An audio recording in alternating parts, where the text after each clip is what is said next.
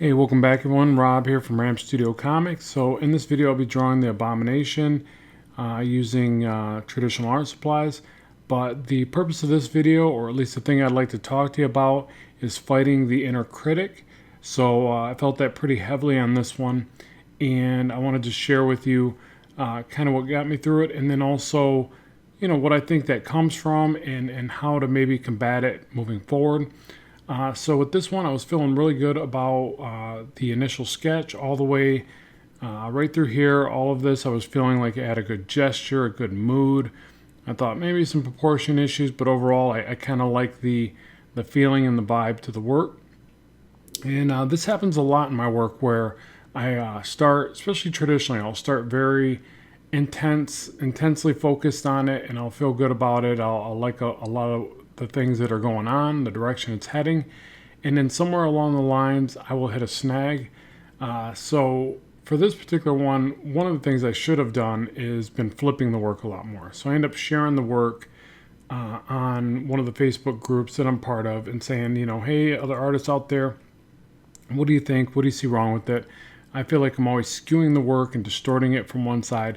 And this is one of the reasons why I end up pulling so heavily back towards digital, is because it's a lot easier for me to flip the work, but really it's a lot easier for me to fix that and proportion issues. I mean, it's just undeniably easy, in comparison as far as using something like Procreate, selecting something, rescaling it.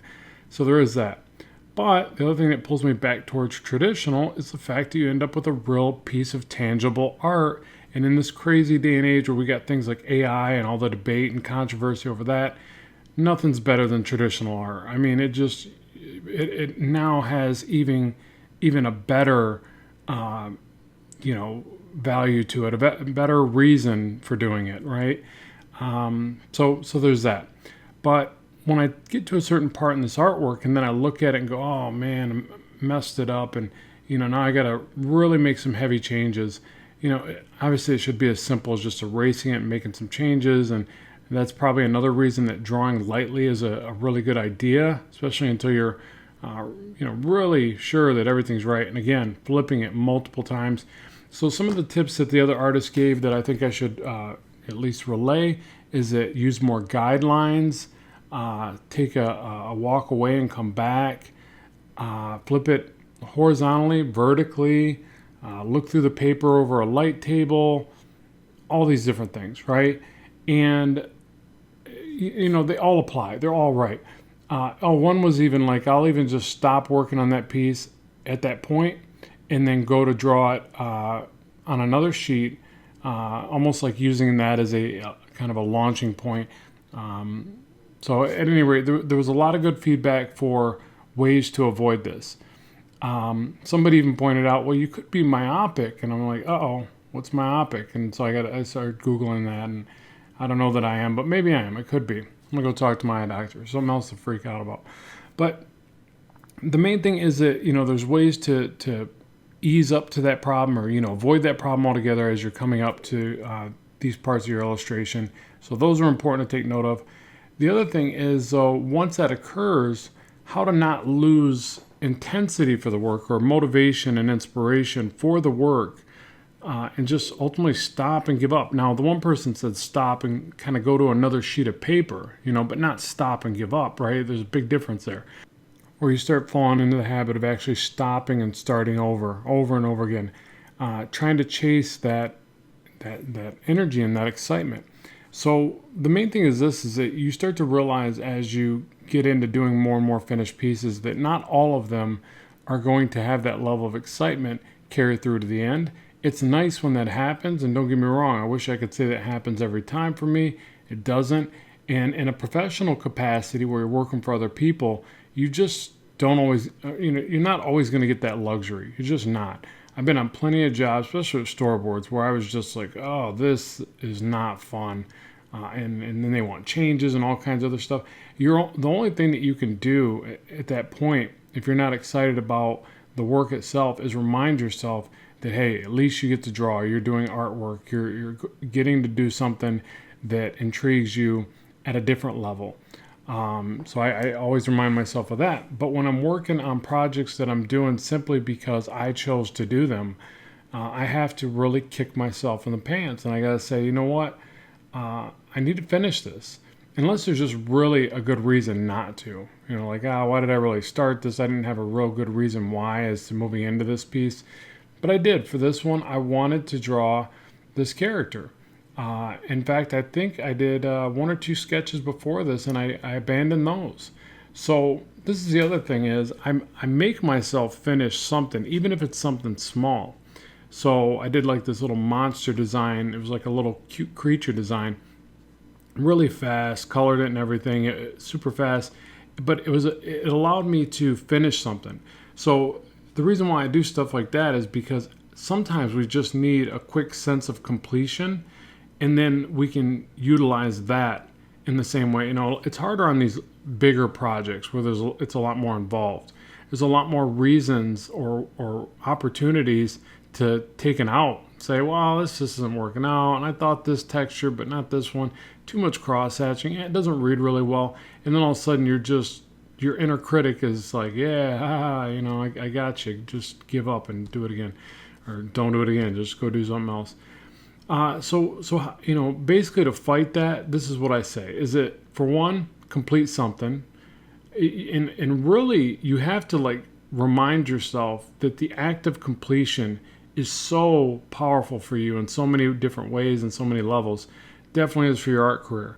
Like, the act of completing pieces teaches you so many things that most people will never get because they don't have the diligence to finish stuff. So just think about that. Like, if you see somebody that you think is, I don't know, that to you their art's better or whatever. I don't like to use terms like that, but you know how people are. We use our inner critic to go, well, that guy's better, and they draw so much better, and I could never be that good, blah, blah, blah, whatever. Silence that and just say, you know what? I'm going to outwork them then. Or I'm not even going to outwork them. Maybe you don't like the whole competitive thing. I'm going to outwork myself.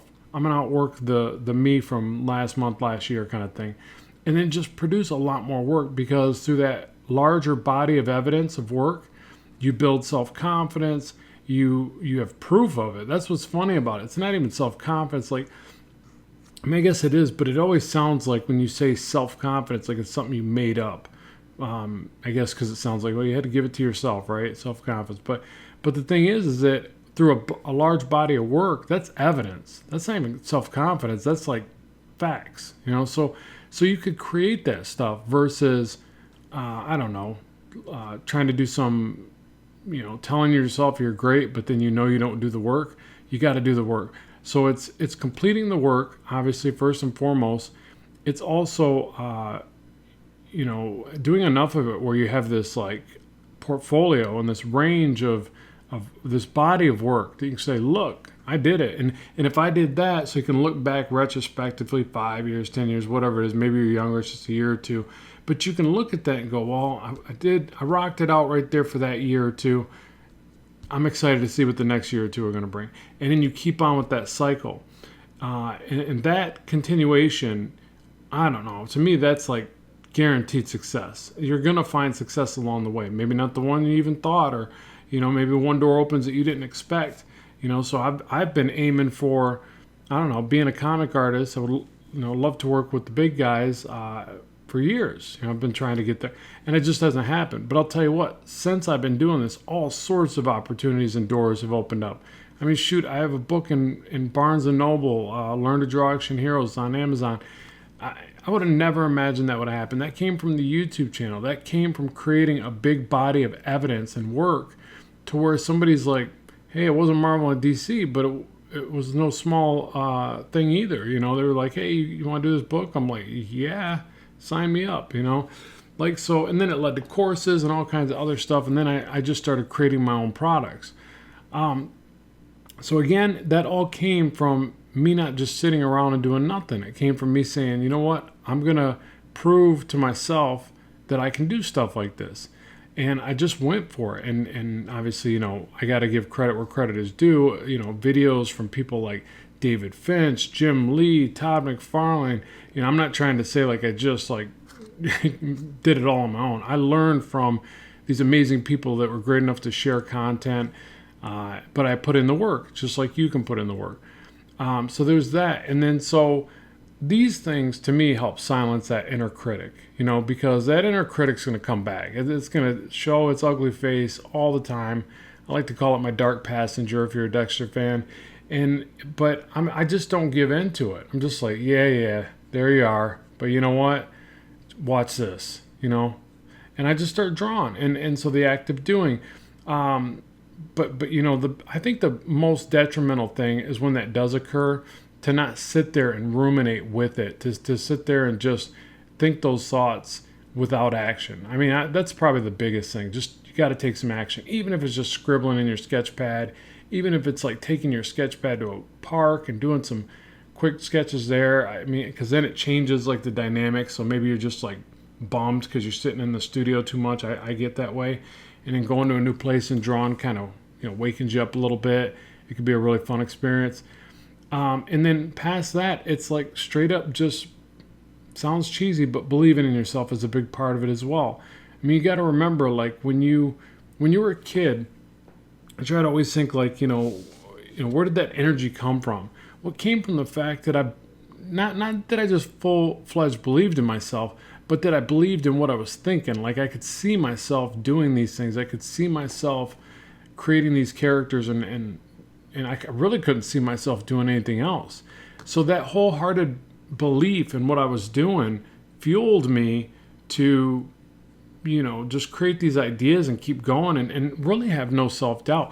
I think the self-doubt comes in, and this negative critic and all that comes in later in life when you're told that life should be a certain way and you should have health insurance and 401k and and I'm not knocking all this for you that got it. That's amazing.